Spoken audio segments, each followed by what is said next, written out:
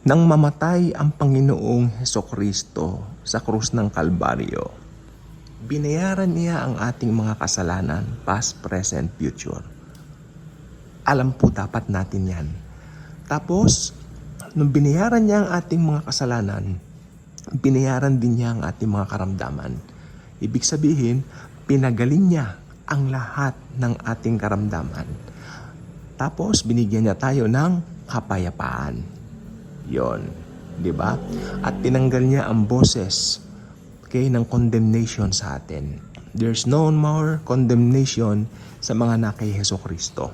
Napakarami natin benefits sa krus ni Hesukristo.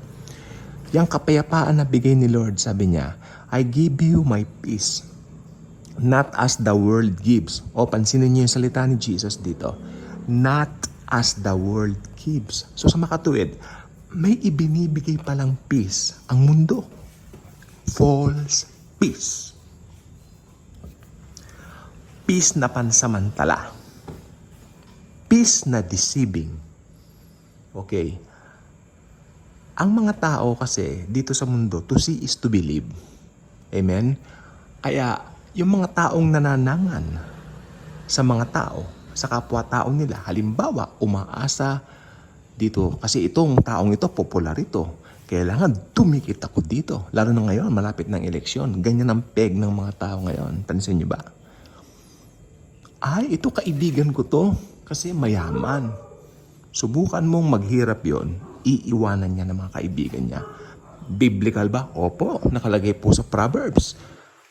Kung marami kang pera, marami ka rin kaibigan. Di ba?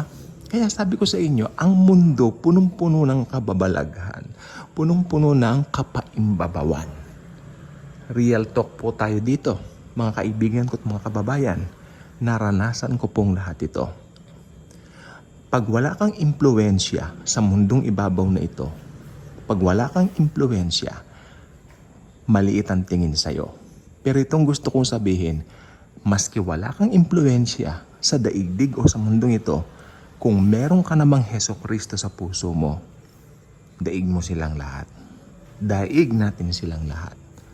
Nakalagay po sa aklat ng Kolosas, tayo ay pinaupong kasama ni Hesukristo. Bakit? Because we are in Christ. Sabihin nyo nga in Christ. In Christ, tayo ay nakay Kristo Jesus. Ane, pag hindi mo alam yung truth na yan, iyari kang bata ka. Maraming born again ngayon, hindi nila alam yung kanilang kalagayan o kanilang totoong identity sa Panginoong Jesus. At yan po, nadudurog ang puso ko. They end up lonely. They end up defeated. Madaling matakot. Of course, natatakot pa rin po tayo. Pero pag natakot ang isang mananampalataya ng biyaya, binabalik agad ni Jesus yung isip niya doon sa, hey, sino ka kay Kristo? Diba? Sino ba yung, ano bang identity mo? Ganun eh.